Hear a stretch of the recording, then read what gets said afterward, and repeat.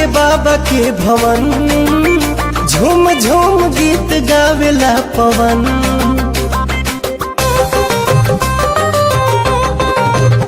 ओम नमः शिवाय के भजे, महादेव से ही खुश रहे मन।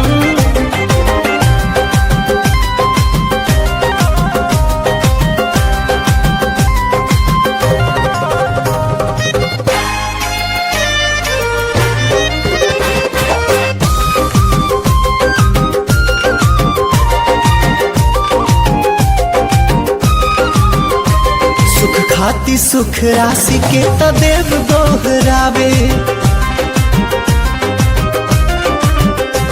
महाकाल अविनाशी के त जय जय मनावे। जब पड़ेला जो फिर सब शरण में आवे, सब शरण में आवे। जेके भजे रोज रघुनंदन, झूम झूम गीत गावेला पवन।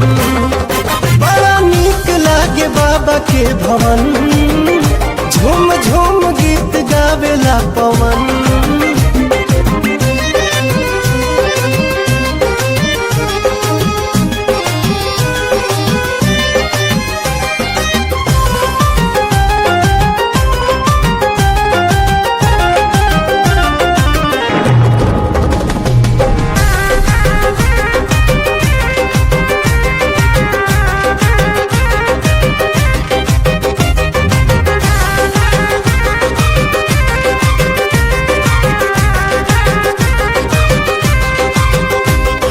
हारी मदहारी हमें भोले त्रिपुरारी,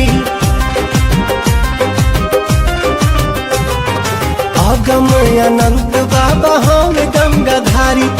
अलख निरंजनी मंगलकारी, मंगलकारी।